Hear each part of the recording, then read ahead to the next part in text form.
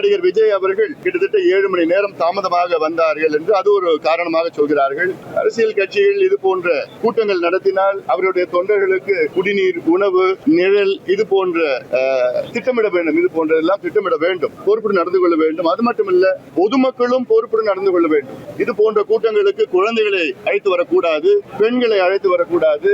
இந்த கூட்டத்தில் இருக்கைகள் கிடையாது, சேர் கிடையாது. ஏதோ அங்க கும்பலா நின்றுட்டு கேட்டுட்டு போற கூட்டம் இது, அவ்வளவுதான். அங்க போய் குழந்தைகளையும் பெண்களையும் கூட்டிட்டு வந்தா அந்த நெரிசல் இருக்கும்.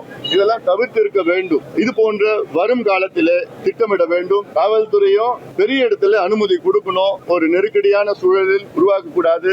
இன்னொன்னு ஒரு வதந்தியா இருக்கணும்னு நான் நினைக்கிறேன். அதாவது மின்தடை ஏற்பட்டது என்று சொன்னார்கள். இதெல்லாம் வருகின்ற செய்திகள். இதுல ஒரு தனிநபர் ஒரு கமிஷன் ஒன்று அறிவித்திருக்கிறார்கள்.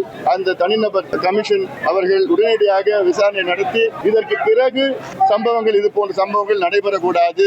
அதில் மிக தெளிவாக காவல்துறை இருக்க வேண்டும். அதற்கு காவல்துறை இன்டெலிஜென்ஸ் இது நிச்சயமாக அவர்கள் இதுக்கு பொறுப்பேற்க வேண்டும், அதிகமா பொறுப்பேற்க வேண்டும். இந்த நேரத்தில் யாரும் நான் குறை சொல்லல, நான் யாரும் நான் குற்றம் சொல்லல, நான் அதனால இதற்கு நம்ம எல்லாருமே அரசியல் கட்சியில் எல்லாருமே பொறுப்புடன், நாங்கள் உட்பட பொறுப்புடன் நடந்து கொள்ள வேண்டும். அரசும் பாரபட்சம் பார்க்க கூடாது. ஆளுங்கட்சிக்கு பெரிய இடத்தை கொடுக்கிறது, எதிர்கட்சிகளை சின்ன இடத்துல கொடுக்கிறது. நான் நேற்று முந்தினோம் நான் திருச்சியில கூட்டம், ஒரு நடைபயண கூட்டம் நடைபெற்றது. நான் போறதுக்கு முன்னாடி அங்க பார்த்தா யாரோ வேண்டும் என்று அந்த மின் கம்பியில ஒரு கம்பியை வீசி மின் தடை ஏற்படுத்தினார்கள்.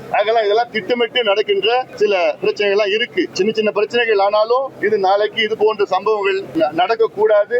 அதற்கு எல்லோரும், காவல்துறை, ஆளுங்கட்சி, அரசியல் கட்சிகள், பொதுமக்களும் பொறுப்புடன் நடக்கணும். ஏன்னா இன்னும் தமிழ்நாட்டில் இன்னொரு கலாச்சாரம் இருக்கு. சினிமா கலாச்சாரத்துல யாராவது ஒரு நகை கடை திறக்கிறதுனா அங்க பார்த்தா ஒரு 10,000 20,000 பேர் கூடுவாங்க. அது யாரு வந்தாலும் சரி, சீரியல் நடிகர்கள் வந்தாலும் சரி, யார் வந்தாலும் சரி, ஒரு கூட்டம் கூடுவாங்க. இந்த கலாச்சாரம் இருக்கு. அதனால இதெல்லாம் கொஞ்சம் சிந்திக்க வேண்டும். இன்னும் எவ்வளோ வேலைகள் இருக்கு. இதெல்லாம் உள்ள வேதனையா இருக்கு. அவங்க எல்லாம் பாக்குறப்போ படுத்துட்டு இருக்காங்க, அடிபட்டு இருக்காங்க.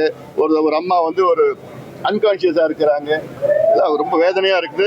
நிச்சயமாக இதே போன்ற சம்பவங்கள், நிகழ்ச்சிகள்லாம், இது ஒரு நிகழ்ச்சியில இது போன்ற துயரங்கள் எல்லாம் வரும் காலத்துல ஒண்ணு கூட நடக்க கூடாது. அதற்கு அனைவரும், கட்சிகள், அரசியல் கட்சிகள், காவல்துறை, அரசு, பொதுமக்களும் விழிப்பாக